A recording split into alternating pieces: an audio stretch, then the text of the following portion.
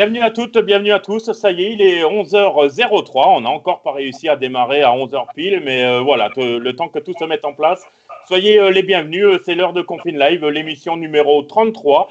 On va encore avoir jusque fin de semaine et la semaine prochaine quelques émissions avec des sujets divers, mais évidemment tous intéressants et pour vous tous les passionnés. Alors aujourd'hui, il est créé en 2016. Il est paradoxalement très jeune, convoite des voitures de 30 ans à peine, des pilotes plus ou moins jeunes, des copilotes d'expérience, des mécaniques dans leur jus. Je parle évidemment du championnat de France des rallyes VHC. J'en profite pour signaler qu'il y a une page championnat de France des rallyes VHC qui a été créée sur Facebook quelques jours avant le Touquet. Donc, je vous invite tout simplement à aller liker, aimer et suivre tout ce qui se passe sur le championnat de France VHC. Voilà, j'ai le plaisir de retrouver Philippe Soin. Alors, là aussi, il voit passer toutes ces VHC sur ses nombreux podiums tout au long de l'année. Je ne me voyais pas animer l'émission sans lui. Philippe Soin, bonjour. Oui, bonjour Eric, bonjour à tous. Allez, on commence avec Rémi Tosello. Si Rémi est avec nous ce matin, c'est parce qu'il est le président de la commission plénière du VHC à la Fédération française du sport automobile, la fédération dont il est le vice-président également. Il a plein de casquettes, Rémi. Il est président de la Ligue du sport automobile PACA. Il est organisateur également, organisateur d'un rallye VHC entre autres. Et puis, il est pilote. Voilà, il est multi-casquette, l'ami Rémi Tosello. Oui, Rémi, bonjour. Comment vas-tu? Bonjour à vous, bonjour à tous. Comme vous, bon, la santé va bien, mais un peu confiné et le temps devient long. Mais bon. Ok. J'imagine un emploi du temps un petit peu chargé. Tu as appris à faire des vidéoconférences, des lives vidéo, du FaceTime. C'est la nouvelle génération. Hein. Tout à fait, parce que là, toutes les semaines, avec l'équipe du bureau de la fédération et Nicolas, nous avons des vidéoconférences. On en avait encore une hier soir pour valider les championnats. Et donc, voilà. On va en parler. Très bien. Voilà, on passe à Philippe Flamand. Il y a deux Philippe parmi nos invités. Il ne va pas falloir se tromper. Philippe Flamand, qui lui aussi a plusieurs casquettes, bien évidemment. Il est le président de la commission du championnat de France des rallyes VHC. Il est pilote également au volant d'une Alpine A110 qu'on voit incrustée sur l'écran. Et puis, on se souvient que par le passé, il a été le président du comité d'organisation du rallye du Touquet, entre autres. Oui, justement, Philippe Flamand, bonjour. Comment vas-tu? Bien également. Physiquement tout va bien. Sinon, effectivement, c'est des périodes compliquées pour échanger, pour pouvoir travailler. Mais voilà, tout va bien. On a impatience de pouvoir à nouveau se voir et partager notre passion ensemble sur les routes. Alors, toi, tu es le plus chanceux de tous puisque tu as déjà pu participer au rallye du Touquet. Alors, vous êtes plusieurs, mais toi, c'était le rallye à domicile. Tu as eu cette chance-là. Absolument. C'est toujours un grand plaisir, même si c'est quelquefois un peu compliqué d'avoir un petit pied dans l'organisation et l'autre au volant. Mais voilà, mais ça s'est bien passé. Okay. On a eu beaucoup de chance de pouvoir terminer le rallye parce qu'on était vraiment à la période charnière entre le début du confinement et Jean-Marc Roger, le président du comité d'organisation, a craint jusqu'au dernier moment. On a même craint de ne pas faire la deuxième étape. Heureusement, tout s'est bien terminé et on a pu avoir un rallye complet qui est allé jusqu'au bout. Parfait. Voilà, et l'autre Philippe parmi nos invités, c'est Philippe Vanesse, qui lui aussi a une double casquette. Il est pilote, tout d'abord, avec une longue carrière de pilote derrière lui. On aura l'occasion d'y revenir tout à l'heure parce qu'il a une petite particularité parmi les pilotes. Et l'autre casquette qu'il a, c'est l'organisation du rallye du Mont-Blanc. Normalement, c'est sa dernière organisation. Il aura l'occasion de nous en parler tout à l'heure.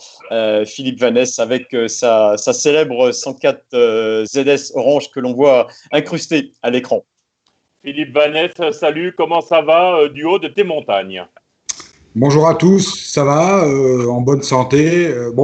On a de la chance, on est quand même confinés, nous, dans une région qui permet, il y a des bois, des forêts juste derrière chez nous.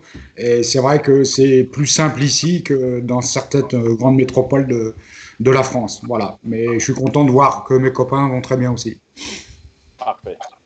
Et notre quatrième invité est un pilote champion de France en titre, c'est Pascal Héouzan, qui a remporté le titre de champion de France des rallyes VHC période J l'année dernière, en 2019, au volant de sa BMW M3, aux couleurs Yako. On aura l'occasion d'y revenir également tout à l'heure. Bonjour Pascal. Salut Pascal. Alors on a fait très fort géographiquement quand même. Hein. Rémi Tozello est dans le sud, Philippe Flamand au Touquet, Philippe Vanesse à droite du côté des Alpes et Pascal Héouzan du côté ouest et de la Bretagne. Hein, c'est ça. Comment vas-tu? Eh bien, écoute, ça va bien à Dinard, là, un peu comme Philippe Vanesse, on souffre pas trop du confinement. Nous, c'est le bord de mer. Tout va bien, la santé va bien. On trépigne un peu, on a envie de retrouver les baquets, les volants et puis les routes de spécial. Et il faudra être patient. Ok, alors je voulais tout d'abord vous remercier tous d'avoir répondu à l'invitation. On a un magnifique plateau VHC et on va rentrer dans le vif du sujet avec Rémi Tozello. Rémi, nous voulions faire un point sur le calendrier VHC dans un premier temps. Alors, il devait y avoir 8 manches. Hein, par rapport à l'année dernière, la Corse a disparu du calendrier. Les annulations du Charbot et de Mâcon, ce sont des annulations définitives. L'Antibes est reportée. La prochaine manche d'Autun est au mois d'août. Bon, allez, fais-nous un petit peu comment tu peux nous définir ce championnat pour le moment. Oui. Comme on le disait à peine, le championnat reprendra à Autun. Ce que je sais. Après, il y aura le rallye du Mont Blanc. Et donc, après, nous avons mis le rallye d'Antibes repoussé du 16 au 18 octobre. 16 au 18 octobre. OK. Et après, il y aura le rallye des Cévennes. Il y a le rallye de Grasse, excusez-moi, j'ai oublié. Oui, Grasse. Du 19 septembre. Voilà. Le rallye d'Antibes. Et après, les Cévennes. Et hier soir, nous avons rentré le rallye du Var. Donc, le rallye du Var sera au championnat de France VHC et il aura la finale VHC. Voilà. Voilà, donc le VAR devait organiser la finale, donc il fait les deux. C'est une manche VHC et la finale de la Coupe de France VHC. Voilà, parce que bon, il méritait sa place. Bon, on avait fait exception cette année parce qu'il avait la finale VHC, mais vu le contexte, aujourd'hui, on ne sait pas si toutes les manches pourront toutes se faire. Donc, on a rentré le VAR. Voilà. Ok. Voilà, ça c'est une information. Voilà, ça c'est une information que vient de nous donner Rémi. Rémi, si tout ne se déroulait pas exactement comme tu viens de l'annoncer, est-ce qu'éventuellement vous auriez un autre rallye que vous pourriez utiliser comme manche du championnat de France des rallyes VHC? Aujourd'hui, je ne pourrais pas te répondre parce que bon, comme les choses évoluent jour après jour, comme vous le savez tous aussi bien que moi. Mais non, aujourd'hui, il n'y a rien qui est prévu. Ok, d'accord. Donc, tu nous confirmes que le Grasse Alpin, lui, décalé, lui, pour le moment, il est organisable sans souci majeur. Tout à fait, parce que bon, nous, que ce soit le rallye de Grasse ou le Terre du Var, nos dossiers ont été déposés déjà en début d'année, donc ils ont été traités. Ok, donc, alors justement, j'en profite, tous ceux qui sont fans de la Terre attendent aussi de savoir. Alors, la prochaine épreuve, c'est chez toi, normalement, du côté de Draguignan, le rallye Terre du Haut-Var. Là aussi, malgré ce que nous dit le gouvernement avec des épreuves qu'en septembre, tu confirmes pour le moment que le Haut-Var est maintenu? Ben écoutez, aujourd'hui, oui, il est maintenu, puisqu'en plus, on a eu l'autorisation du camp militaire pour le faire au mois d'août. Et on a reçu l'autorisation. Le dossier, comme je te disais, était déjà traité et était déjà accepté. Donc là, on fera une petite CDSR de sécurité le 24 juin. D'accord, très bien. Est-ce qu'on peut imaginer, comme c'est un camp militaire, de faire un rallye à huis clos, entre guillemets, sans spectateurs? Est-ce que ça, c'est quelque chose qui est éventuellement… tu t'es posé la question? Ben, tu sais, sur un circuit, tu peux faire à huis clos, mais sur un rallye, ça, c'est pas possible. Okay. Pour nous, c'est impossible. L'avantage qu'on a, c'est que le camp militaire, c'est un peu plus difficile à y accéder, mais il y a toujours des petits chemins traversants et que les gens peuvent toujours prendre. Alors, garantir au préfet de dire non, il n'y aura pas de spectateurs, c'est impossible. Ok. Voilà. Philippe Vanesse, alors évidemment, on parlait un petit peu de moderne. Alors, toi, du côté du championnat de France Asphalte, c'est le rallye du Mont Blanc. Tout le monde attend ce grand rendez-vous aussi. Il y a une manche VHC en même temps, donc c'est légitime de nous parler un petit peu de l'évolution du dossier. Les premiers, quand on est organisateur, les premières sorties d'argent, c'est 3-4 mois avant, on sait que on est.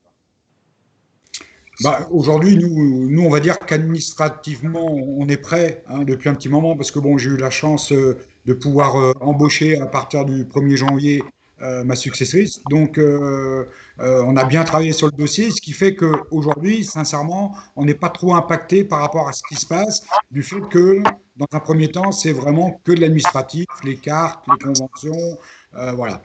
Donc, on va dire que nous, on est prêt. On doit poser notre dossier normalement début juin, sauf s'il y a une loi qui nous empêcherait de le faire. Et là, pour l'instant, on voit des choses passer. Il y a des textes qui passent. Est-ce qu'ils vont être en fait entérinés il n'y aura pas de dérogation. On sait pas trop de ce côté-là. En tout cas, nous, on est prêt administrativement. Et comme j'ai expliqué souvent à mes collègues et au team qui commence déjà à m'appeler, nous, on va dire que jusqu'au début 15 juin, on va pas prendre de risque, on va pas dépenser 1 euro. Voilà. Parce que si toutefois, par rapport à aux conditions sanitaires qui viendraient à se dégrader cet été et des nouvelles mesures gouvernementales, ça serait quand même dommage de commencer à dépenser début juillet pour se retrouver peut-être avec une annulation qui peut arriver à tout le monde, hein, pas seulement le rallye du Mont Blanc. Alors voilà. Donc voilà, nous on en est. Pour l'instant, on va dire, on est serein au niveau administratif. Maintenant, on attend 12 ans pour renseignement venant de la préfecture pour la suite. J'aurais pu poser la même question à Rémi. Aujourd'hui, vous êtes la prochaine épreuve. Est-ce qu'on peut imaginer 300, 350 demandes d'engagement, VHC, moderne, cumulé, enfin, tout le monde est dans les starting blocks en fait. Hein. Oui, tout le monde est un starting block, mais bon, ça, on le verra en temps et en heure, parce que bon, aujourd'hui, c'est vrai, beaucoup de gens sont pressés de courir, mais bon, après, il faudra voir au moment venu avec le contexte actuel. Hein. Est-ce que les gens auront toujours les moyens de courir aussi, parce qu'il y a pas mal d'entreprises qui ont fermé pendant ce temps, et donc on ne sait pas les finances de chaque personne. Hein. Philippe Vanesse, on ne va pas se cacher, hein, ce serait aussi une catastrophe pour Morzine de ne pas organiser le rallye. Bah oui, Morzine, bon, je les ai tous les 2 jours au téléphone parce que Morzine n'a pas que le rallye du Mont Blanc, mais c'est vrai que cette année, ce serait la plus grosse manifestation. Après, il faut pas avoir peur de parler de certaines choses. Moi aujourd'hui, mon inquiétude aussi, c'est par exemple à l'hôtellerie. Est-ce qu'on va pouvoir faire dormir 2 commissaires dans la même chambre? Est-ce qu'on va nous imposer des mesures sanitaires pour les repas, pour les commissaires, voilà, c'est-à-dire que il va falloir qu'à partir du mois de juillet, on ait vraiment une visibilité sur ce qu'on peut faire et ce qu'on ne peut pas faire, parce que je reviens un petit peu à ce que dit Rémi, c'est que il y a des gens qui viendront ou viendront pas, mais il y a aussi toute la partie officielle. Il faut savoir que nous, ça représente à peu près entre 550 et 600 personnes sur le terrain, à savoir est-ce qu'elles vont pouvoir venir, comment on va pouvoir les restaurer, comment on va pouvoir les loger. C'est pas gagné, hein. Voilà, on a un gros travail à faire là-dessus et c'est vrai qu'on est un peu tenu par rapport à toutes ces décisions gouvernementales. Ouais, tu fais bien de soulever ce problème. C'est tout bête, hein, mais un commissaire tout seul dans une chambre, ben, ça te fait doubler le nombre de nuitées et c'est pas simple. Il faut savoir qu'il y a des hôtels qui peut-être n'ouvriront pas à Morzine cet été. Il faut le savoir. Par rapport à tout ce qui se dit par rapport aux vacances, malgré qu'il y ait 9 millions de personnes qui partiront pas à l'étranger cet été, donc tout le monde espère que ces 9 millions vont faire marcher le tourisme en France. Attention, il faut savoir après les mesures de déplacement qu'il y a. Tout n'est pas gagné, hein. On est vraiment qu'aux prémices de tout cela. Je pense qu'il faut laisser un peu de temps pour bien prendre du recul et regarder ce qui va se passer. Ok, merci beaucoup en tout cas pour toutes ces précisions. Voilà, nous abordions tout à l'heure le plateau d'engagés et là je me tourne vers Pascal. Est-ce que Pascal, tu as eu l'occasion d'entrer en contact avec des amis pilotes qui participent régulièrement au championnat de France des rallyes VHC pour savoir où ils en sont? Est-ce que eux sont prêts à partir dès qu'une épreuve pourra être lancée? Alors oui, je l'ai fait en particulier pour le rallye de l'Autun-la-Châtaigne à Zamorvan, puisque c'est mon NASA. Et effectivement, tous les équipages du championnat de France sont prêts à partir. Donc c'est vrai qu'on a c'est une privation, mais en même temps, c'est pour nous, il n'y a pas que l'automobile, c'est un moyen de se rencontrer, de retrouver les amis. Et on a vraiment envie de se retrouver autour d'un rallye. Donc, je l'ai fait en effet pour le montant aussi. Ouais. C'est sûr qu'en tout cas en VHC, on aura du monde sur ces rallyes si l'organisation peut les mettre en place. Pascal, très rapidement, comme tu es à l'Azamorvan, est-ce que vous avez éventuellement pensé à un report? Je sais que vous êtes sur le mois d'août. Est-ce que vous auriez une date plutôt encore vers la fin? Alors bon, Rémi a donné les réponses, mais… Non, pour le moment, non, il n'y a pas de report possible. Ok, très bien. Voilà. C'est plutôt rassurant pour les organisateurs de savoir que le plateau VHC serait à peu près complet, ce qui sera peut-être pas forcément le cas pour le… L'inquiétude de Raphaël Diard, en effet, elle est surtout sur le moderne. Ok, bien sûr. Bon, on va passer dans un deuxième sujet important, c'est le VHC, donc on est là pour ça. Et là, j'aimerais solliciter Philippe Flamand. Alors, on a un petit bruit d'écho, je ne sais pas exactement d'où c'est qu'il arrive, vous l'avez peut-être vu dans le casque, mais bon, donc désolé s'il y a des désagréments techniques sur le live. Philippe Flamand, peux-tu, pour les novices qui nous regardent, nous expliquer en 1 minute, pas plus, les 2 périodes qui définissent la discipline? Oui, tout à fait. Alors, dans la discipline des véhicules historiques de compétition, il y a 2 périodes effectivement majeures qui sont les voitures des groupes, des anciens groupes 1, 2, 3 et 4, qui sont des voitures d'avant 1981, qui sont des voitures qui ont été en général conçues pour faire du grand tourisme ou du tourisme et qui ont été évoluées vers la compétition. Et après, on a les voitures de la période J, c'est-à-dire les voitures après 1981, qui correspondent aux anciennes groupe A, groupe N et groupe B, qui sont des autos qui ont été…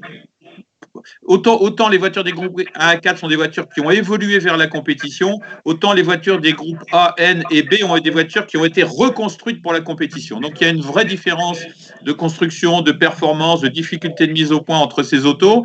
Et c'est pour ça qu'on a voulu, il y a quelques années déjà, donner 2 titres de champion de France, un pour les voitures les plus anciennes et un pour les voitures les plus récentes parmi les anciennes.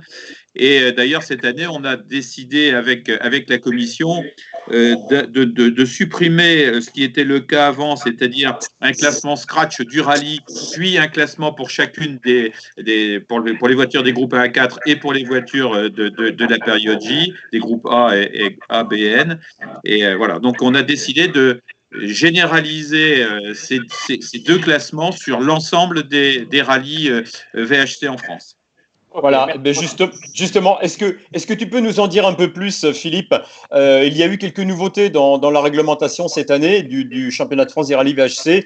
Est-ce que tu peux nous en dire un petit peu plus? Oui, donc c'est bien. La différence, elle est essentiellement au niveau des classements. C'est-à-dire qu'il n'y a plus de classement du rallye, il y a un classement dans le même rallye pour les voitures des groupes 1 à 4 et un classement pour les voitures des groupes A, B, N de la période J. Donc il y a vraiment ces 2 classements et pour que ce soit plus compréhensible pour les spectateurs et que ce soit aussi plus réaliste pour les concurrents, on a souhaité que les ordres de départ soient partagés. C'est-à-dire qu'on envoie d'abord, et les premiers à s'élancer sur la route sont les voitures les plus anciennes des groupes 1 à 4 et ensuite, avec le laps de temps nécessaire pour des questions de sécurité entre la dernière voiture de cette période et la première voiture de la période suivante. Ensuite, s'élancent les voitures des groupes A, B et N, les voitures d'après 81. Et à aucun moment, il y a un classement général confondu. Il y a toujours 2 classements, plus 1 pour le classique, mais il y a toujours 2 classements. Et ça, c'est valable sur l'ensemble des rallyes. Alors, ça a perturbé un petit peu en début de saison, mais je crois que c'est en train d'entrer dans les mœurs. Notre souhait en ayant fait ça, c'est vraiment de préserver les voitures les plus anciennes, parce qu'on a eu peur qu'au bout d'un certain temps, les voitures les plus anciennes se réduisent petit à petit et qu'on n'ait plus un plateau qu'avec des voitures de la période J1, J2. Et donc, pour préserver les anciennes, on a préféré faire ces 2 classements différents, ces 2 rallyes. En fait, il y a 2 rallyes dans un seul rallye. Ouais. Ce qui veut dire que lors du protocole d'arrivée, il y aura 2 podiums correspondant à ces deux classements. Complètement. Ce qu'on ne veut plus voir, c'est ce qui est arrivé malheureusement sur quelques épreuves, c'est de voir par méconnaissance ou parce que l'organisateur a moins de temps au moment de l'arrivée, de voir des plateaux, des cérémonies de podium où on voit une voiture classique considérée comme le vainqueur du rallye, alors qu'il y a une voiture qui n'a pas de PTH, qui n'est pas une voiture homologuée, au détriment d'autres concurrents. Et puis aussi, donc là, il y aura vraiment sur le podium d'arrivée, on aura le podium des voitures des groupes 1 à 4 d'avant 81.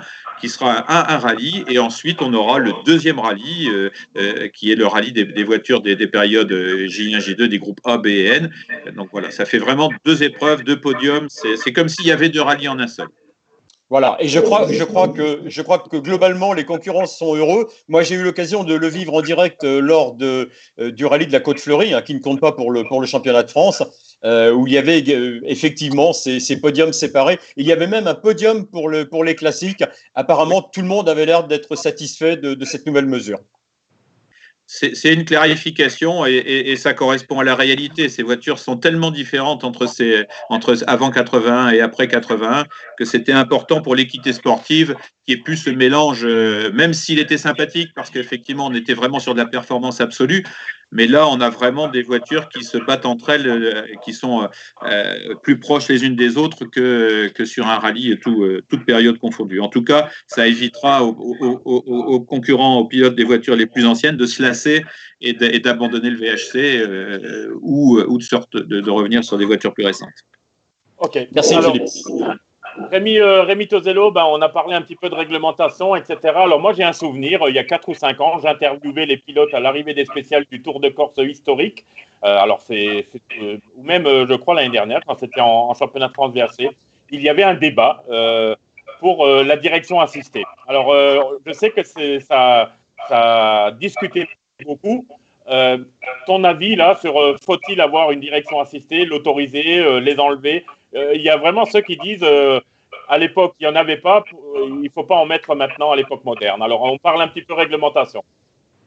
Ouais, c'est une question épineuse que tu me poses parce que au départ on s'était battu pour l'homologuer parce que c'est vrai qu'il y a pas mal de personnes en VHC qui sont plus trop jeunes, donc ils avaient du mal à tourner le volant. Bon, après, donc on a fait un essai 1 an et puis on est revenu sans la direction assistée. Donc maintenant, c'est un choix qui a été voté par la commission. On respecte le choix de la commission, mais bon, c'est discutable. Pour moi, c'est discutable. Oui, non, mais je suis entièrement d'accord. Il y a des gens qui sont pour, d'autres contre. Justement, la réglementation du VHC, ça reste complexe à décider pour satisfaire tout le monde. Ça amène souvent de la discussion. Pour rebondir 30 secondes sur les directions assistées en complément de ce que dit Rémi, c'est vrai que les directions assistées, on s'est aperçu qu'elles permettaient notamment sur les voitures des réglages de train totalement différents et que ces autos, en fait, avec ces réglages de train, des pinces et des ouvertures qu'on ne pouvait pas piloter sans direction assistée, donc on était contraint dans ce cas-là d'avoir des réglages plus souples qui permettaient de tourner la direction. Avec une direction assistée, on peut avoir des réglages de train qui sont plus performants, qui n'auraient pas, sans direction assistée, on ne pourrait pas les conduire. Mais là, donc, on a estimé qu'il pouvait y avoir des gains pratiquement jusqu'à quelquefois une demi-seconde au kilomètre avec une direction assistée sur certaines autos. Allez, Pascal et Ouzan, très rapidement, une M3 encore sans direction assistée, c'est juste impossible. Non, c'est pas conduisible. Mais en fait, on parlait de faire rouler les anciennes voitures. Nous roulions avec Pascal avec une Ford Escort Groupe 4. Nous avions la direction assistée et en fait, c'est ce qui nous a fait changer de voiture. C'est impossible. Aujourd'hui, quand on a passé la soixantaine, on va faire 3 km. C'est même pas la peine de s'engager au Tour de Corse. On va faire 3 km, on n'aura plus de bras, quoi. À l'époque, il y avait Vatanen qui avait des gros bras, des gars comme ça qui étaient musclés, qui avaient 25 ans. Aujourd'hui, on peut plus se permettre ça. Et d'autre part, tu parlais en fait des réglages de train.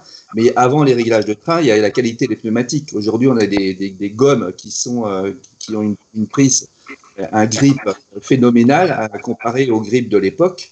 Et ça, c'est suffisant pour interdire une conduite sportive sur une voiture qui n'a pas la direction assistée avec le moteur à l'avant. C'est possible avec des Porsche, une Porsche bien réglée, d'éviter la direction assistée, mais sur une Ford Escort, c'est compliqué. Ou alors, il faut être jeune. Ouais. Philippe Vanesse, une 104. Je pense que ça pose un problème de sécurité. Ok. Philippe Vanesse, une 104, c'est un petit peu plus maniable. Non, mais j'allais venir justement sur le chapitre que Pascal a évoqué des pneus, parce qu'en fait, aujourd'hui, les pneus accrochent tellement que on peut comprendre que sur certaines voitures, d'ailleurs, dont son ancienne Ford, il faille une direction assistée. Mais je vais vous dire, ce qui est valable pour les gros, c'est valable pour les petites. Aujourd'hui, une petite 104 ZS, on roule avec la gamme Pirelli, on peut la nommer parce que c'est les seuls pneus que vous allez trouver pour une 104. Michelin ne fait pas la dimension. Je peux vous dire que les pneus Pirelli accrochent beaucoup plus que mes slicks sur ma 106 quand j'ai arrêté il y a 20 ans en arrière. Hein. C'est incroyable l'accroche qu'il y a sur ces voitures. Et d'ailleurs, ça me fait peur parce que je me demande toujours si tout ce qui est rotule, tout ce qui est un petit peu, tout ce qu'on va dire qui est consommable sur un train, qui a de l'usure, des fois je me dis on prend de ses appuis avec ça, ça me laisse quand même pantois. Hein. Les pneus ont évolué et je pense qu'il va falloir que ça se calme aussi de ce côté-là parce qu'autrement ça va être l'escalade, quoi. Bon, je ne sais pas ce que vous en pensez. Mais... Ouais. Philippe Vanesse, moi j'ai une question en voyant les photos de la 104. Comment tu fais pour rentrer 1m90, 1m95 dans une petite voiture comme ça? Alors la 106, la Samba, la 104, tu ne veux pas passer au modèle au-dessus? Alors, j'ai toujours eu des petites voitures et la 104, c'est la seule voiture que j'ai pas eue dans ma carrière parce que j'ai commencé avec une Rallye 2, j'ai une Rallye 3 et après je suis passé tout de suite tout ce qui était les Samba groupe B, Samba groupe A, voilà. Donc la 104, je l'ai pas eu. Alors, sache que tout passe au millimètre parce que c'est vrai que je fais 1m84 et mon préparateur, quand on règle le baquet, quand on met l'arceau, quand on met le pédalier, je peux te dire qu'on regarde tout parce que c'est vrai que quand je sors de la voiture, mes copains ils me disent on a toujours l'impression que tu sors d'une no-rêve. Vous vous rappelez les petites no-rêves quand on était. Donc voilà. Mais non, c'est sympa. Puis de toute façon, je n'ai pas les moyens de m'acheter une grosse voiture. C'est une 104, c'est abordable en termes de prix. Aujourd'hui, tu en trouves entre 15 et 20 000 euros et tu peux rouler avec. Bon, c'est le prix un peu de départ pour rouler en VHC. Moi, je peux pas aller plus haut. Je suis un vrai amateur. Comme je dis toujours à mes collègues, c'est pas mes salaires à l'Asa Mont-Blanc qui font que je puisse faire de la course automobile. Si j'étais pas aidé, vous verriez même pas ma petite 104. Donc, je peux vous le dire. Alors, voilà. Je voudrais juste revenir sur Rémi. Rémi, justement, bon, alors on a commencé à en parler. La réglementation, c'est des choix des fois difficiles à prendre. Il y a des pour, il y a des contre. C'est un éternel débat. Le problème qu'il y a, c'est qu'on ne peut pas contenter tout le monde. Tu vois, à un moment donné, quand on parlait de direction assistée, on a fait plaisir à certaines personnes, mais d'autres personnes étaient mécontentes. Alors aujourd'hui, la commission essaye de trancher. Et ce qui est bien, c'est que parmi la commission, il y a pas mal de gens qui pilotent encore, et donc ils peuvent voir sur le terrain les mécontentements des uns et les contentements des autres. Et on essaye de faire un juste milieu. Je pense qu'aujourd'hui, on n'est pas trop mal. Et on aura encore des choses à faire, bon, en espérant qu'on sera parmi les prochaines commissions. Et il y aura encore de quoi faire pendant 4 ans. Ouais. Rémi, on va parler 2-3 minutes du VHRS. C'est une discipline, enfin une catégorie également. On voit de plus en plus de voitures. Alors là aussi, la réglementation va évoluer. Oui, la réglementation, elle évolue beaucoup. D'ailleurs, on a créé une commission VHRS à la fédération. Le président, c'est Robert Galli, qui est un passionné de ces épreuves, qui travaille énormément dessus et devient de plus en plus précis. Je veux dire, c'est vraiment un travail comme les autres commissions. Ok. Voilà, je reviens vers Pascal. Pascal, tu as une caractéristique parmi tous les pilotes dans ce championnat. Tu roules dans une voiture qui est aux couleurs d'un seul partenaire, qui est Yako. Tu es même peut-être dans le milieu du rallye maintenant, depuis que Gilles Nantais n'est plus là, le seul pilote à rouler 100% Yako avec une déco entière consacrée à ton partenaire. Comment s'est établi ce partenariat ? Tout à l'heure, Eric l'a abordé un peu. Dis-nous un peu, parle-nous un petit peu de ce partenariat avec Yako. Eh bien, écoute, ça date de fin 2013. C'est la rencontre avec le team manager de Yako, qui est Jean Bourgoin, et à qui on a acheté la Ford Escort, d'ailleurs, groupe 4, qui était conduite par Dominique de Ponce. Jean Bourgoin était son copilote. Et En fait, on s'est entendu sur une première saison qui s'est bien passée puisqu'on a gagné la Coupe de France VHC à l'époque, en 2014. Et puis ensuite, notre partenaire fidèle nous a pas lâchés jusqu'à aujourd'hui. On continue à rouler full Yako. Donc on est très proche de la marque. On fait le travail, on est respectueux de cette marque.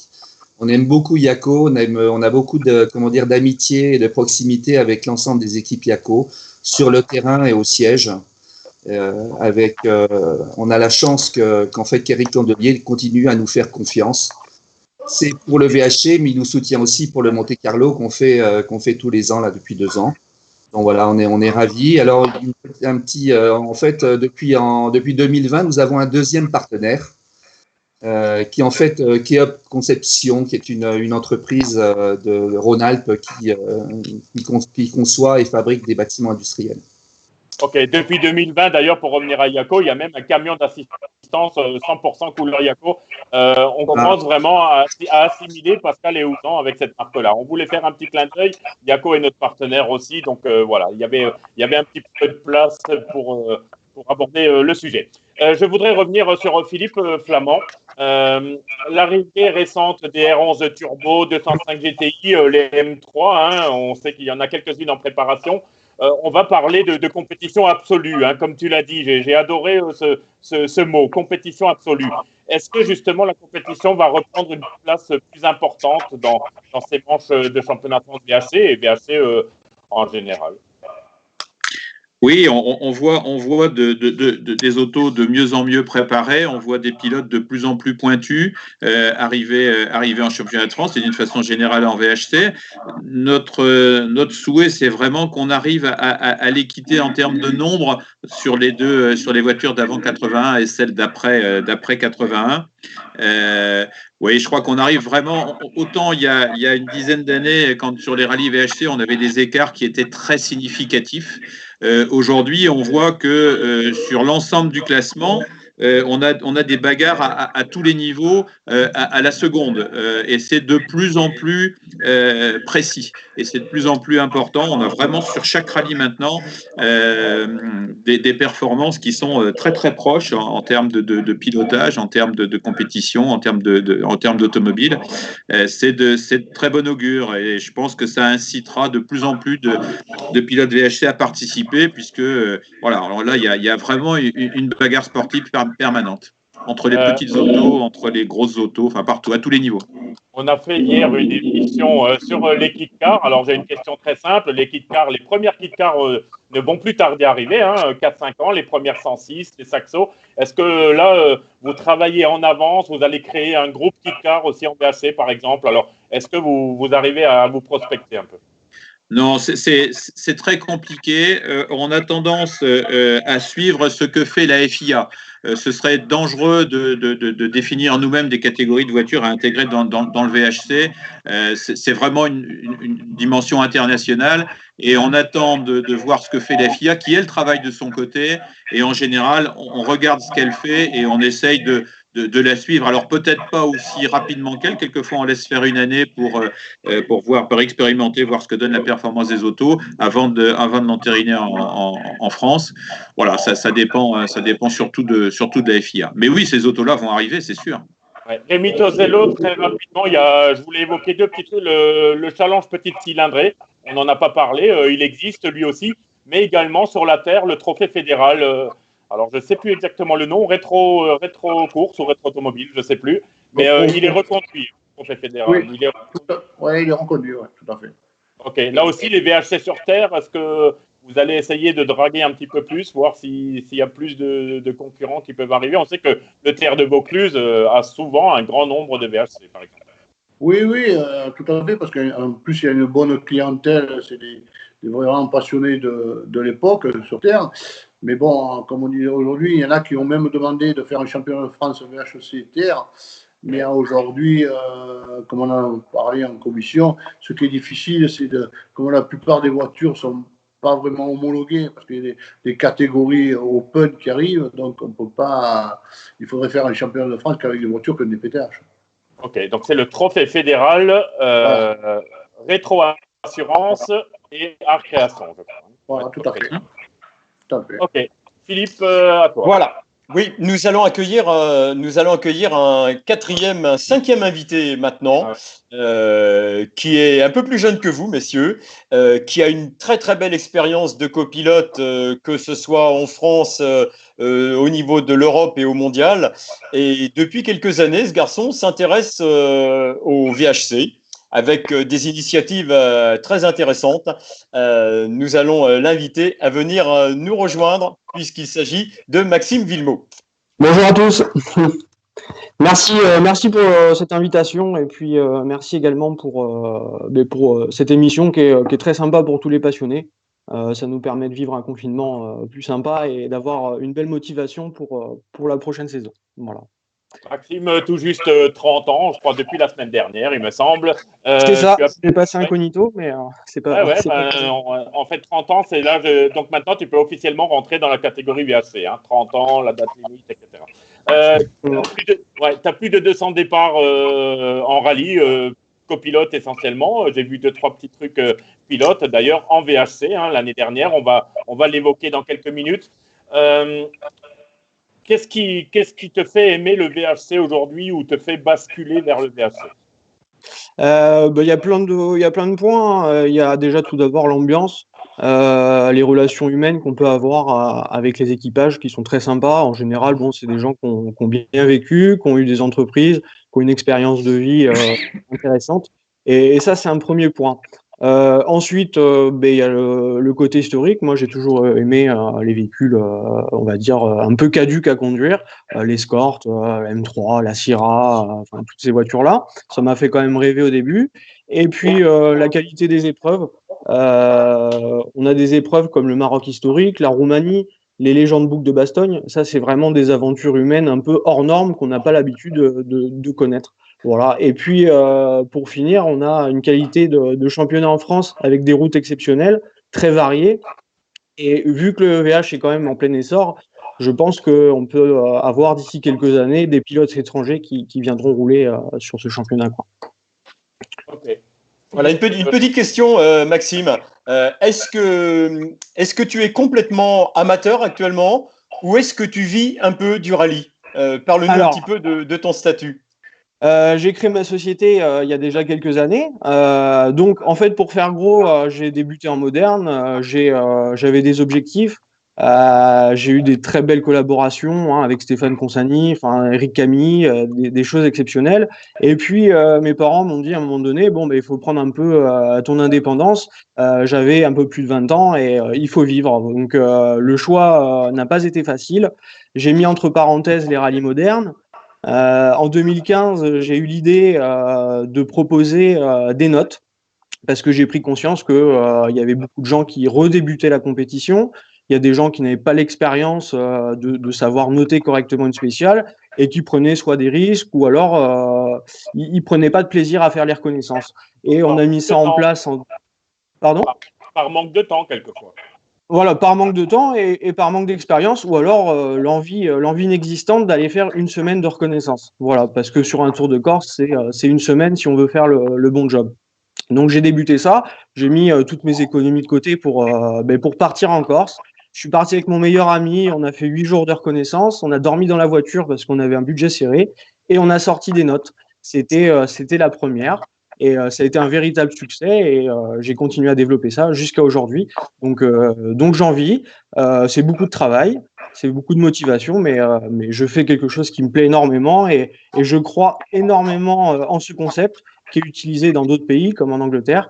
Et j'essaie de le développer en France et puis surtout à l'étranger. Voilà.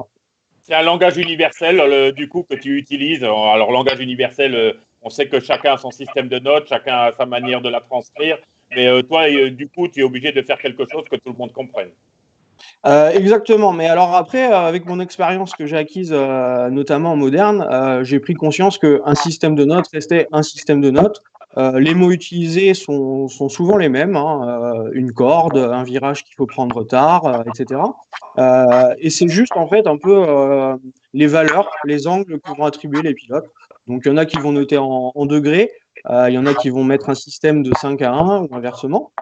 Donc, je fais une prise de notes de 5 à 1. Et ensuite, une fois, donc je tape toutes mes notes sur un logiciel que j'ai conçu pour gagner du temps parce que c'est très long.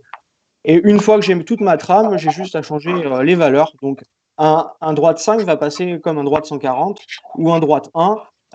Et puis, on peut aussi les faire en anglais ou en italien. Ça, c'est quelque chose que je développe actuellement pendant le confinement. Voilà. Alors, j'ai envie de poser une question à tout le monde. Est-ce que c'est quelque chose qui peut amener plus de monde au VHC? Philippe Flamand, par exemple, justement ceux qui n'ont jamais fait de rallye, mais qui aimeraient quand même venir avec une belle petite voiture. Est-ce que c'est quelque chose qui est assimilable, en fait, le système de Maxime? Tout ce qui peut permettre à de nouveaux pilotes de venir sur le VHC en leur facilitant la tâche est forcément un plus et forcément plein d'avenir. Plus on aidera les concurrents à venir en étant précis dans les informations à leur donner, en étant près d'eux ou en leur donnant effectivement la possibilité de consacrer le moins de temps possible à préparer un rallye pour se contenter de le faire uniquement sur le week-end, est une chose effectivement qui va dans le bon sens. Voilà, je tiens quand même à souligner que j'ai énormément de clients qui vont peut-être choisir leur rallye en fonction de la possibilité d'avoir des notes ou non, parce que c'est vraiment un besoin, c'est une demande de tous, et les clients qui étaient sceptiques au début sont devenus adeptes parce qu'ils ont juste à faire 1 ou 2 tours et puis ils peaufinent à leur façon quelques mots, mais ils ont déjà une base, donc c'est quelque chose de très sympa et d'agréable. On peut ton concept. En fait, c'est de la formation que apporte Maxime. On s'en rend pas compte, mais c'est extrêmement compliqué de prendre ou de reprendre le rallye aujourd'hui. Et c'est pas simplement un service d'apport de notes, c'est de la formation. Nous avons travaillé, ou encore l'an passé, on a fait une formation avec Nicolas Klinger, qui nous aide à prendre des notes, à faire des repères sur la route, parce que ça va de plus en plus vite. Donc, c'est de plus en plus dangereux et en fait, on l'a payé une paire de fois par des sorties de route qui auraient pu être graves. Donc, je pense que la prise de notes, c'est essentiel et que le travail de Maxime est extrêmement important dans la formation des nouveaux pilotes, qu'ils soient jeunes ou qu'ils soient, comme nous, plus âgés. Philippe Vanesse, 40 ans de pilote ou une carrière plutôt longue. Toi, comment tu vois arriver ce nouveau système un petit peu par rapport aux autres?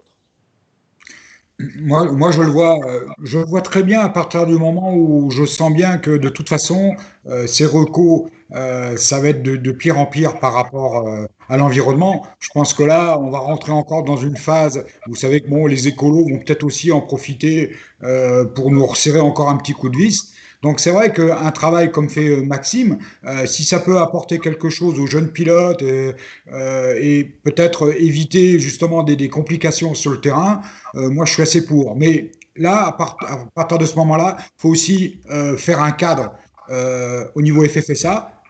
Pour que on puisse permettre, par exemple, à Maxime à dire, bah oui, ok, il a le droit de donner des notes, parce que j'ai cru comprendre, je connais Maxime depuis un petit moment, il m'avait proposé son service qui est au préalable très bien, voilà. Simplement, ça posait un petit problème de réglementation, parce que ça voulait dire que, comme on est limité à 2 passages, ça voulait dire qu'il y avait déjà eu un passage de fait. Alors, je sais qu'il y a eu quelques petites remarques là-dessus, ce qui fait que ça n'a pas été plus loin, mais si on va vers un système et à un moment donné, on ne pourra plus faire de recos, je pense qu'il faudra beaucoup plus de Maxime qu'il y en a aujourd'hui. Hein. Voilà. Alors pour la petite information, je m'excuse de vous couper. On a fait un peu une expérience sur le rallye Bordeaux-Aquitaine Classique qui a eu lieu au mois de février. Donc on a mis à disposition. Que tu as remporté, donc tu étais avantagé? Non, j'ai pas gagné le rallye, non. Ouais, Non. Donc on a mis les notes à disposition sur Internet, sur le site officiel du rallye, et on a mis les vidéos embarquées, et on a eu un nombre de retours. Enfin, il y a eu plus de 50 personnes qui étaient ravies de découvrir ça. Le vainqueur du rallye moderne a utilisé aussi les notes, donc c'est top, quoi. C'est top. C'est bien la preuve que c'est un système qui marche, mais ce qui serait bien, c'est que ça soit cadré vis-à-vis de nous, de la F1. Philippe Flamand, on en avait parlé tous les deux d'ailleurs. Ça serait bien que ça soit cadré, parce que l'initiative est très bonne, attention, je trouve ça très bien. Mais moi, je suis prêt à tout, et moi, j'investis tout mon temps pour ça, et je suis prêt à vous voir, à vous rencontrer, à vous expliquer, à à vous faire voir comment je travaille, quoi. Vraiment. En tout cas, nous, on a compris en invitant Maxime, hein, c'était pas pour lui vendre son concept ou quoi que ce soit, mais on trouvait intéressant cette nouvelle forme d'approche. Voilà.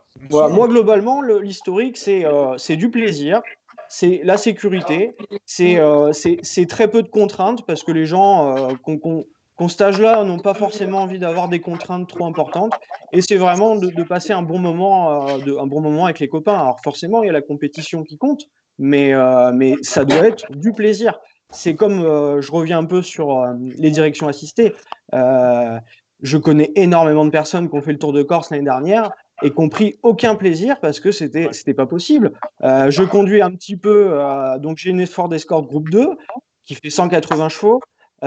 Et quand on met des pneus de course, je peux vous jurer que sur une spéciale de 20 bornes qui tourne, même si je fais un peu de sport, il faut y aller, quoi. Et dès que c'est un peu bosselé et qu'on a un revêtement qui est pas très beau, ça devient vraiment difficile, au freinage notamment, où on prend des coups de volant impressionnants, quoi. Ok, parfait. Ben, merci Maxime en tout cas pour ces précisions. Alors Rémi, j'avais une question à te poser. C'est là aussi encore un grand débat du VHC. C'est les concurrents qui partent avant les modernes. Alors là aussi, on a plusieurs questions dans... oui, non, mais on sait que c'est un grand problème, hein, il n'y a pas de problème, mais on a envie de les aborder.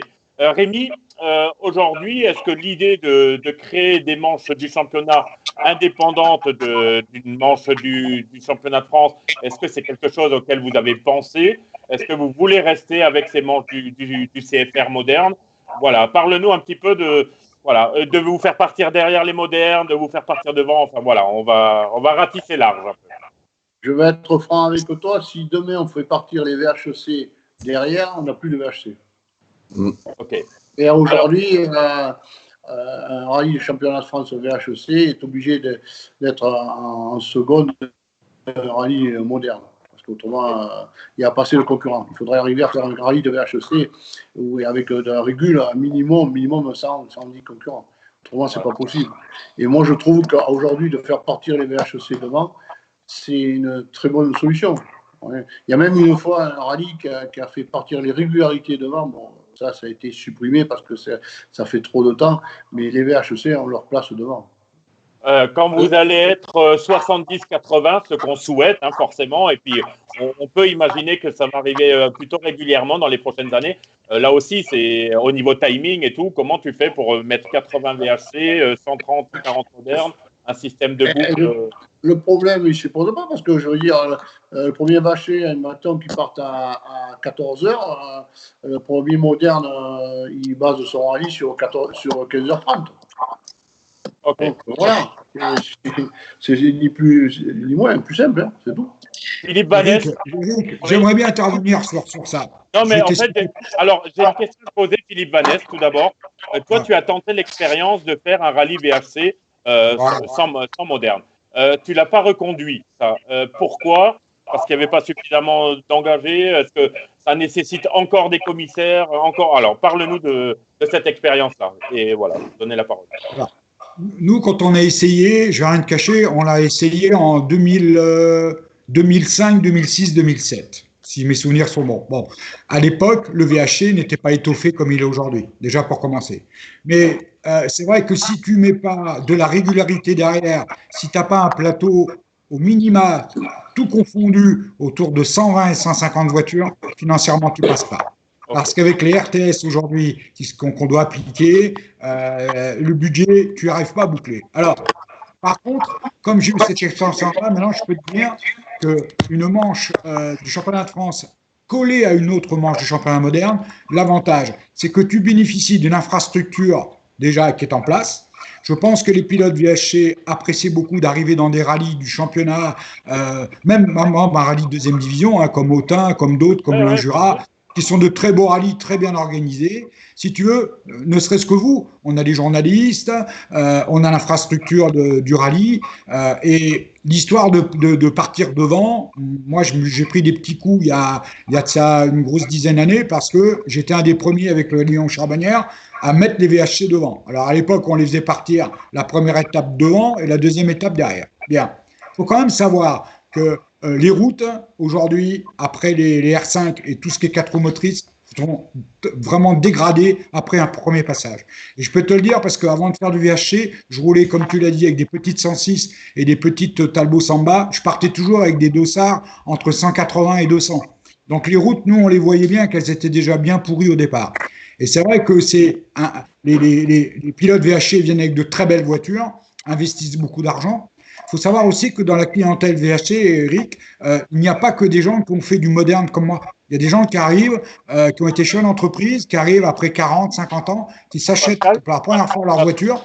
Et voilà. Et voilà, tous n'ont pas l'expérience que nous, on a eu à user nos combinaisons des petits. Donc voilà, moi je trouve que c'est très bien. Et en plus, ce sont des belles voitures.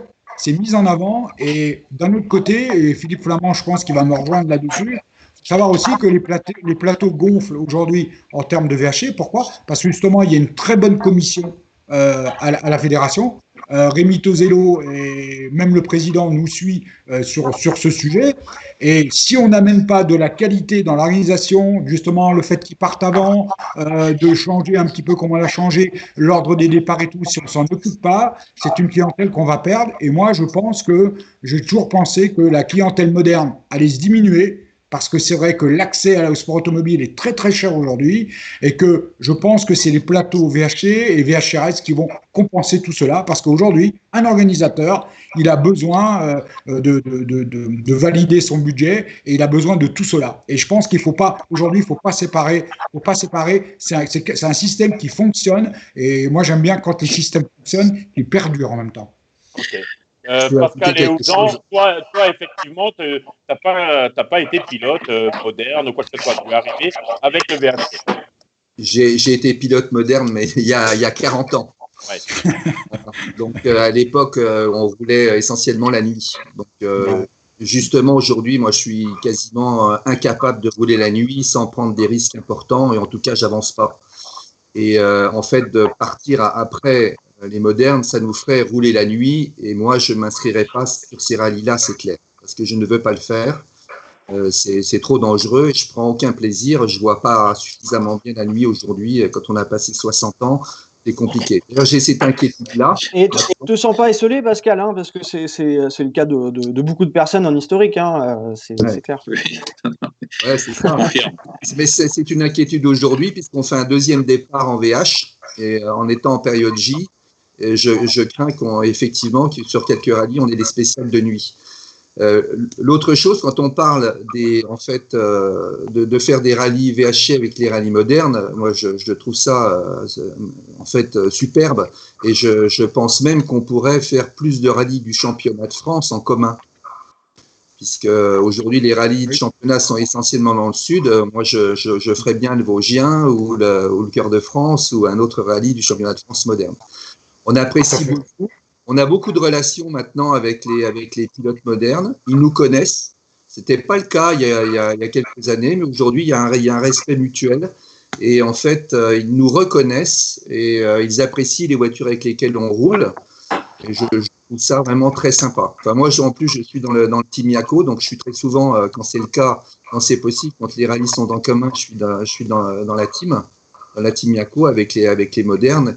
Et en fait, on fait le même rallye. Donc, quelquefois, il y a une spéciale ou deux de moins, mais c'est le même rallye. Ça fait aussi l'engouement des spectateurs. Hein. Il y a quelques années, c'était pas ça, mais là, on voit quand même que les spectateurs s'intéressent de plus en plus à l'historique et ils sont contents de voir les véhicules arriver, même devant les modernes, quoi, c'est sûr. Ah ouais. C'est lié à la compétition. Moi, pour suivre les classements régulièrement sur les live radio, on voit aujourd'hui que des VHC bien menés, ça rentre dans un top 15, top 20 du moderne. Donc, c'est pas anodin. Philippe Soin, toi, tu voulais parler de la qualité des plateaux, je crois. Oui. La qualité des voitures. Moi, je suis surpris depuis la mise en place de ce championnat de France, depuis 3 ou 4 ans. Je vois passer devant moi sur les podiums des voitures absolument superbes au niveau de la présentation. Il suffit de regarder à l'intérieur, de s'apercevoir que tout est nickel. Les peintures, on a l'impression qu'elles sont refaites, que ce sont des voitures qui passent régulièrement en cabine de peinture. Enfin, je suis assez impressionné par la présentation des autos. Et ça, je pense que le public apprécie énormément. Et entre autres, le public du championnat de France des rallyes. Hein. Je ne sais pas ce que vous en pensez, Mais moi, je vous dis, je vous donne vraiment un grand bravo à tous ces pilotes du VHC pour présenter de belles autos. Aujourd'hui, il y a pratiquement plus de voitures dans leur jus, comme on a pu voir il y a quelques années, qui n'étaient pas forcément très très belles. Enfin, en VHC, Philippe, on est particulièrement amoureux de nos voitures. Avant de rouler, on aime avoir une belle voiture bien entretenue. Moi, aujourd'hui, c'est Hugues Delage qui s'occupe de notre voiture. La voiture retourne chez Hugues Delage entre chaque rallye et on repart à chaque rallye avec une voiture parfaitement nickel, neuve et appréciée par le public. Et ça, pour moi, ça fait partie de notre histoire du rallye. On ne veut pas rouler avec une voiture moyenne. Il faut vraiment qu'elle soit nickel à chaque fois. C'est le cas de pilote. Ouais, ça fait partie effectivement de ce qu'on disait tout à l'heure. Le niveau de performance aujourd'hui est tel, et le VHC ayant vraiment un succès confirmé aujourd'hui, effectivement, les performances nécessitent aujourd'hui des autos parfaitement préparées. On n'est plus dans la période il y a 15 ans ou 20 ans où on bricolait sa voiture, une vieille voiture pratiquement à l'état, pour rouler en VHC. Aujourd'hui, c'est plus possible. Les performances sont telles qu'il faut effectivement des autos soignées. Donc, quand on soigne une auto, on la soigne au point de vue mécanique, mais on la soigne aussi au point de vue esthétique. Et voilà, c'est un virage qu'a pris le VHC il y a une dizaine d'années. Et on en est tous très heureux. Et surtout la sécurité, Philippe, parce que ça va vite. C'est vrai qu'on en rentre dans le top 20 régulièrement des rallyes, y compris en championnat de France, avec ces voitures-là. Et effectivement, on ne peut pas se permettre d'avoir des voitures moyennes et pas contrôler sur l'aspect de la sécurité. Voilà, les freins, etc. Allez, j'avais une question pour Rémi Tosello. Il existe en France quelques épreuves historiques qui, justement, des voitures 100% pur jus avec un palmarès, etc. On voit ces épreuves, il en arrive quelques-unes. Moi, j'ai connu même du côté allemand vraiment des groupes de voitures historiques qui sont très belles aussi au demeurant, évidemment. Est-ce que là aussi, avec des épreuves 150-200 engagés, vous pourriez éventuellement essayer de voir, de faire venir aussi ces concurrents qui en fait ne font pas de compétition. C'est historique, mais pas forcément de compétition. Voilà ma question. Ils sont beaucoup trop chers pour ça, ouais. Oui, mais tu sais, aujourd'hui, la seule vraie épreuve qui marche bien à ce niveau-là, c'est le Tour auto historique, le Tour auto, et le Tour de Corse. Parce que c'est vraiment une catégorie à part, et ça vient de tous les pays, comme tu disais, tu vois. Et c'est plus des gentlemen qu'autre chose, ils se font plaisir, tu vois. Ouais, ils roulent avec des voitures de collection qui coûtent une fortune et qui ne marchent pas bien en compétition, en fait. Donc aujourd'hui, en compétition, c'est des voitures qui sont reconstruites, qui sont neuves, en fait, qui ont 1 ou 2 ou 3 ans. Ouais. Quand on voit qu'au Tour auto, il y a quand même des fois des voitures à 1 million d'euros. Hein. Oui, c'est clair. Je me souviens de cette Ferrari. C'est carrément une catégorie de pilotes différents, je trouve. Voilà. Ok, très bien. Maxime, mais ceci dit, on trouve des pilotes dans ce type de compétition qui viennent également quelquefois en championnat de France. Je pense à Jean-Pierre Lajournade, entre autres. Voilà, avec des voitures différentes. Ouais. Avec des voitures différentes, bien sûr. Philippe Flamand, on a vu et on voit maintenant de temps en temps des compatriotes étrangers qui viennent dans ce championnat. Est-ce que là aussi, il y a un travail où vous allez les chercher? Est-ce qu'ils viennent tout seuls par rapport à la notoriété et le niveau du championnat? Je pense, évidemment, on a vu Patrick Henry débarquer au Touquet, mais les Belges ont été très rapides aussi. Hein. Oui, je crois que c'est un petit peu le cercle vertueux, plus le championnat de France est performant, plus il y a de compétiteurs, plus la compétition est au dixième de seconde ou à la seconde, comme on le disait tout à l'heure, plus des pilotes qui vont vite ont envie de le rejoindre. Et c'est le cas notamment, enfin moi, c'est des clients que je connais bien qui sont les Belges. Ils viennent pour se battre, ils viennent pas pour faire un rallye et faire du kilomètre, ils viennent parce qu'il y a de la compétition, ils viennent parce qu'ils vont se mesurer à des pilotes pointus. Et effectivement, c'est comme ça que ça doit venir. Hein. On ne peut pas aller inciter des gens à venir pour faire un championnat. Il vaut mieux les attirer par la performance et la qualité de celui-ci. On va continuer de travailler dans ce sens-là en espérant qu'effectivement, on ait des étrangers, non seulement des Belges, mais aussi des Italiens et des Espagnols qui viennent petit à petit rejoindre une compétition la plus performante possible et la plus disputée possible. Philippe Vanesse, toi, tu n'es pas loin de l'Italie. Est-ce que vous gardez un œil sur les championnats étrangers, là, ce qui se passe? Alors moi, j'avoue, ne pas avoir eu l'idée d'aller jeter un œil pour voir ce qui se passe à l'étranger. Mais est-ce que les Italiens, par exemple, ont des belles épreuves historiques de VHC? Alors, nous, on attire surtout les Suisses. Et d'ailleurs, cette année, il y aura le championnat suisse des rallyes VHC. Ça, c'est bien, c'est la première année. Alors, je suis content que tu me poses cette question sur l'Italie, parce qu'on me la pose souvent, cette question. Et on n'a pas de clientèle italienne. Alors, pourquoi? Alors qu'on a le tunnel qui permet un accès rapide chez nous. Il y a de très, très beaux rallyes en Italie. C'est des fous de VH. Bon, bien sûr, la marque Lancia, la marque Fiat. Très beaux rallyes. Ah, mais c'est incroyable. Et d'ailleurs, de très, très, très belles voitures avec des beaux teams. Et paradoxalement, eh ben, on n'arrive pas à les attirer sur des manches françaises. Voilà. Alors, je peux même pas te dire pourquoi, parce que, alors, peut-être que c'est un manque de communication aussi de notre part, hein, attention, hein, il y a peut-être ça, mais on attire plus une clientèle suisse, à la limite quelques Espagnols, Belges aussi, un ou deux, mais ça s'arrête là. Les Italiens ne viennent pas. Et d'ailleurs, ils ne viennent pas plus en moderne non plus. Hein. Ok. Maxime, voilà, Maxime, tu es un peu du côté de la Sardaigne aussi, je crois, où tu évolues dans la Manche VHC. Alors, est-ce que toi, tu as une explication éventuellement? Ouais, je l'ai l'explication. Je pense que c'est le règlement et la possibilité de pouvoir rouler avec des voitures qui n'ont pas forcément de PTH ou qui ont des constructions encore un peu antiques. Voilà, c'est le cas de tout le monde. Et aujourd'hui, le marché de l'historique, si je veux acheter une voiture en Belgique ou en Espagne, je vais être très vigilant parce que va falloir que je remette la voiture à jour, faire une demande de PTH.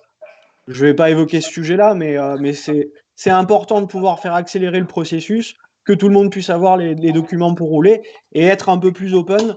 Pourquoi pas créer une catégorie légende, mais le tout, c'est que les gens s'amusent avec leur voiture et qu'il n'y ait pas de contraintes. La deuxième contrainte, c'est les reconnaissances. Ou le timing un peu serré que peut avoir ce genre d'épreuve, mais sinon tout le monde est intéressé. On a une culture gastronomique qui est très sympa, on y dort très bien, on a une belle hôtellerie, on a des routes fabuleuses, voilà. Puis la France c'est un beau pays, donc ça doit attirer du monde et j'y crois, hein. C'est certain. Rémi Tozello, le PTH, donc passeport technique historique, c'est quand même quelque chose d'obligatoire aujourd'hui pour les manches du championnat de France. Tout à fait, oui, c'est obligatoire. Ça fait quelque temps que c'est obligatoire, mais bon, aujourd'hui, si un dossier bien monté, qu'il n'y a pas de pièces manquantes, ça va assez rapidement. Mais surtout que maintenant, ça a été, c'est Autosport Academy qui gère ça, donc ça devrait aller beaucoup mieux qu'avant. Okay. C'est une belle initiative, c'est bien. Ouais. Est-ce que, alors, on voit des voitures qui sont en catégorie classique, donc elles n'ont pas de PTH. Comment pourraient faire les propriétaires? C'est vraiment impossible pour eux de passer ces voitures avec un PTH, ou c'est un choix, ou ça paraît toujours assez particulier que ces autos-là roulent dans le cadre des rallyes VHC sans PTH. Alors, la catégorie classique. Hein. Oui, dans la catégorie classique, oui. Ce qu'on a remarqué depuis un moment, c'est que les gens qui étaient en classique sont peu nombreux, mais ont tendance à le rester. Alors, soit parce qu'ils n'ont pas envie de faire les travaux nécessaires pour mettre leur auto en conformité, soit peut-être parce que aussi c'est trop onéreux. Mais en tout cas, nous, ce qu'on souhaite, c'est que ces concurrents-là puissent rouler, mais qu'on leur laisse le moins en moins de visibilité. Voilà, ils roulent pour le plaisir, mais en aucun cas ils doivent aborder ou marquer des points dans un quelconque championnat ou une quelconque Coupe de France. Ok, Maxime, tu voulais évoquer peut-être encore l'un ou l'autre sujet qu'on n'aurait pas abordé. On est sur 1 heure d'émission. On a à peu près évoqué tous les petits atouts et inconvénients du VHC. Mais si tu as, toi, un avis extérieur, un œil extérieur. Mais l'œil extérieur, comme je l'ai dit, hein, il faut essayer si on veut essayer de capter le maximum de personnes en historique, il faut essayer de pouvoir ouvrir un peu toutes les règles un peu embêtantes qu'on puisse avoir. Donc voilà, après il faut continuer à développer. Je pense que c'est encore tout jeune. il faut être à l'écoute des personnes qui pratiquent l'historique et bien les écouter parce que il faut les choyer. Ils ont besoin d'être accompagnés. Il faut essayer d'aller un peu les chercher, quoi. Je fréquente Yves Loubet qui organise le Maroc historique, qui est quand même compliqué. C'est un rallye qui coûte très cher, mais il passe. C'est un commercial à l'année, à temps plein, et il démarche. Et voilà, c'est important, quoi. C'est important. Philippe, et après. Ouais, pardon. Alors, je voudrais juste couper Maxime. Philippe Vanesse, justement, gérait les VHC en même temps que les modernes. Est-ce que tu accordes plus de temps à ces clients modernes? Alors, clients, on va les appeler vulgairement comme ça, mais voilà. Est-ce que, par exemple, sur une épreuve de championnat de France, on les met un petit peu à l'écart, même ces VHC, par manque de temps, hein, ou par Non, mais bon, moi, je suis un peu comme Maxime. Moi, c'est mon métier. Donc, je veux dire que ce soit du moderne, que ce soit du VHC, je passe autant de temps d'un côté de l'autre. Bon, c'est vrai que j'ai eu l'avantage d'aller dans les deux. J'ai beaucoup de contacts avec les pilotes et les teams de chaque côté. Je pense qu'il y a de la place pour tout le monde. Je rejoins un peu ce que dit Maxime parce que je pense aussi que nous, il faut qu'on s'adapte aussi à ce que la clientèle nous demande et non pas le contraire. Alors, c'est clair que c'est pas toujours facile, on a des textes, on doit les faire respecter, mais je pense qu'il y a eu vraiment, et Rémi et Philippe sont là dans la commission, il y a quand même eu de très gros progrès, sincèrement, surtout ces 5 dernières années avec le VH, parce qu'on essaye de faire rouler tout le monde, et c'est le but de la manœuvre, et là Maxime a raison. Par contre, attention, il faut aussi comprendre qu'à un moment donné, on est obligé de se fixer des cadres et de les respecter. Alors, ça paraît des fois un peu dur, mais bon, je trouve quand même qu'il y a une très bonne ambiance entre tous et que c'est vrai que ça va se développer et c'est très bien. Moi, je suis content de voir que Maxime, il est là-dedans et je pense que ça viendra par les jeunes d'essayer encore d'augmenter et de nous améliorer par rapport à ça. Mais sincèrement, il y a vraiment eu de très très gros progrès en VH et je peux vous dire qu'il y a une top ambiance. On est toujours très content de se retrouver. Ça, et voilà. il y a un point que je souligne aussi, c'est le coût de l'engagement en France, où on arrive à faire quand même 200 ou plus de 200 km avec un engagement de moins de 1 000 €, alors que sur des épreuves similaires à l'étranger, avec des coûts de logistique plus importants, on fait le même nombre de kilomètres et l'engagement est à 3 500, 4 000 €. Hein, il faut en être conscient. Donc ça, c'est un argument positif que vous avez, vous, quoi. Ok. Très bien. Comment ça se passe pour toi, Maxime, là tu as plus envie maintenant de basculer vers le VHC? Tu regardes un petit peu moins du côté du moderne? Non, pas du tout. Comment s'orientent tes projets? Mes projets, je continue de développer ma société. J'ai encore des belles idées. J'ai besoin de me caler sur certaines choses, notamment mes logiciels que je développe actuellement. Là, par exemple, je viens de développer une possibilité de pouvoir retranscrire directement des notes de français en anglais. Donc, c'est un gain de temps considérable et ça ouvre encore plus de possibilités. Néanmoins, donc là, j'ai mis le moderne entre parenthèses pour justement m'occuper de ça. Mais j'ai toujours mon petit rêve dans le coin de la tête de faire une année en WRC. Moi, ça me fait rêver.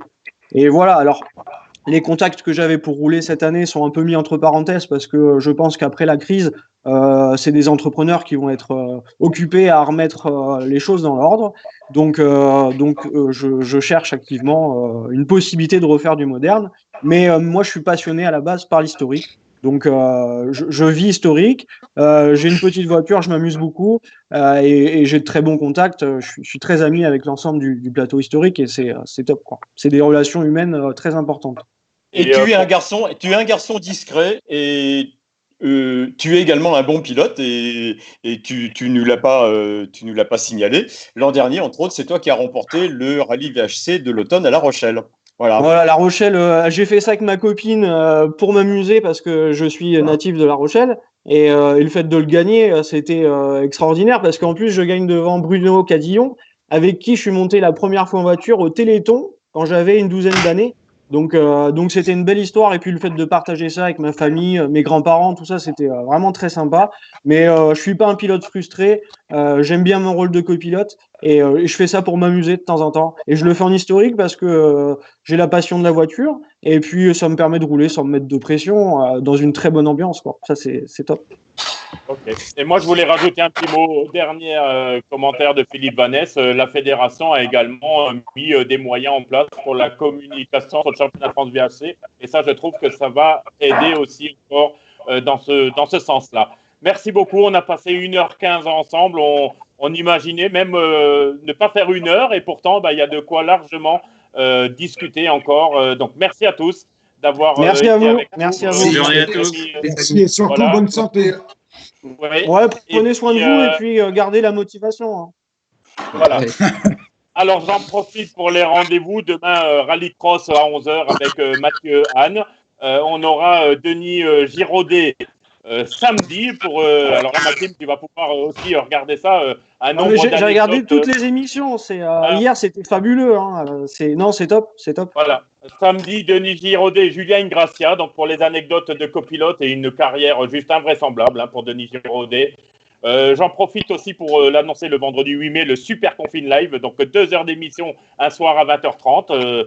Encore un exercice pas facile, mais on va tenter d'y arriver.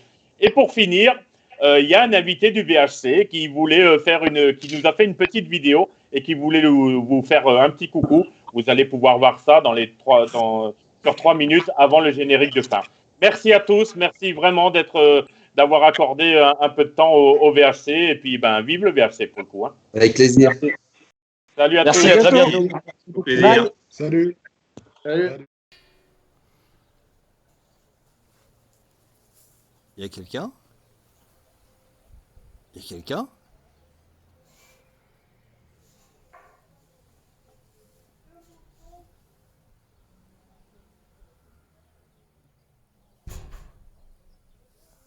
J'ai vu quelqu'un?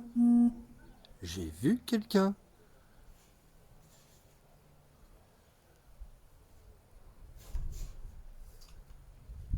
Choupette? Choupette, c'est toi? Oui, c'est moi. C'est moi, Choupette. Mais qu'est-ce que tu fais là, Choupette? On attendait Ben Rousselot. Ah. Il est timide et il n'a pas voulu venir parce que il a peur. Il a peur. La Choupette, écoute, tu diras qu'on n'est pas méchant et qu'on lui veut que du bien. Oui, mais il vous croit pas. Il vous croit pas, il vous croit pas. D'accord? Bon, écoute, on va faire de mieux. Alors, qu'est-ce que tu peux nous raconter sur Benoît Rousselot? Du coup, il y a quelque chose qu'on doit savoir. On connaît déjà beaucoup de choses sur lui, mais il y a quelque chose de particulier? Oui. Des secrets? Oh! Des gros secrets? Oh! Des choses qu'on ne doit pas dire?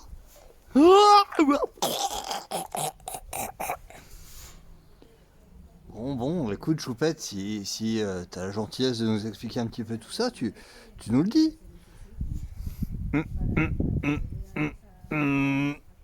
Impossible. Je ne vous dirai rien. Ah merde, j'ai oublié ça.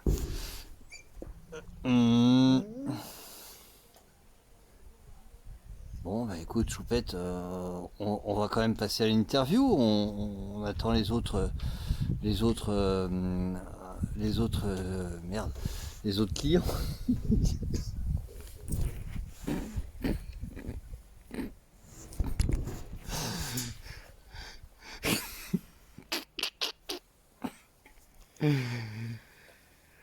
Bon, enfin voilà.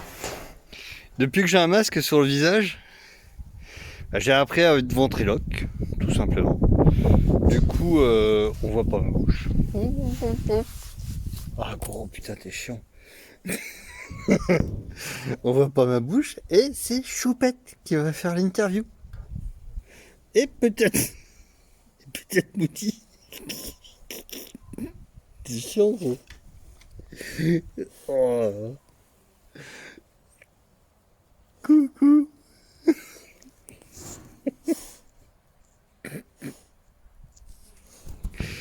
Bisous mes chéris.